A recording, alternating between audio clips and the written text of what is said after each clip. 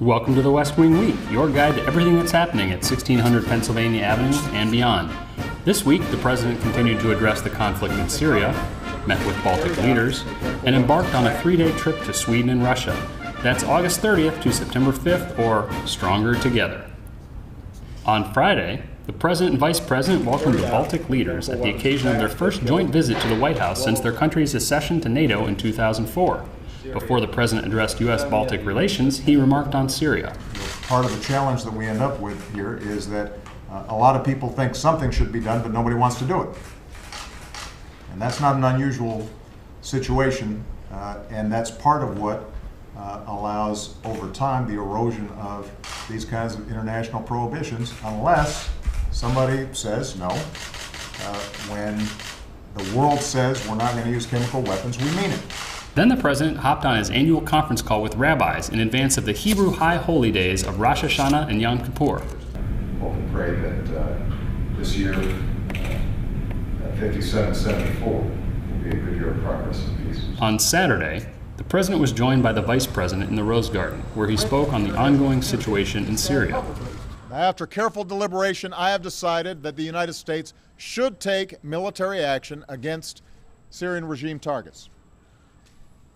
The chairman of the Joint Chiefs has informed me that we are prepared to strike whenever we choose. Moreover, the chairman has indicated to me that our capacity to execute this mission is not time sensitive.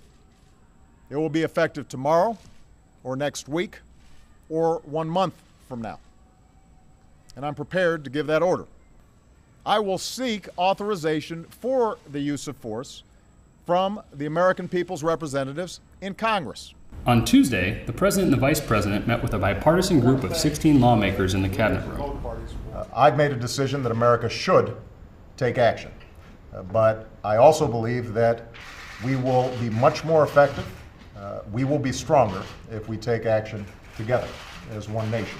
And so this gives us an opportunity not only to present the evidence to all of the leading members of Congress and the various foreign policy committees as to why we have high confidence that chemical weapons were used and that Assad used them. But it also gives us an opportunity to discuss why it's so important that he be held to account. That evening, the President departed Washington, D.C. for Stockholm, Sweden, and points beyond. On Wednesday, the President arrived in Stockholm.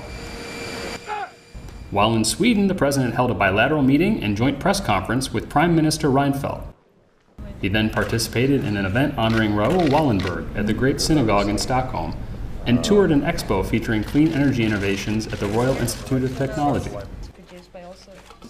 On Thursday morning, the President held a bilateral meeting with the King and Queen of Sweden. The President then departed Stockholm en route to St. Petersburg, Russia. In St. Petersburg, the President would attend the G20 summit.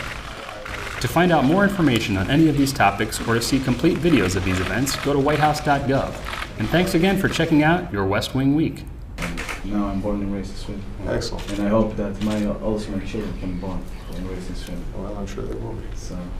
Why, do you have a girlfriend yet? No, Okay, well, I'm single. I mean, I didn't know you. Talking about your children already. I was, His future. Good-looking young man. I'm sure you're very eligible.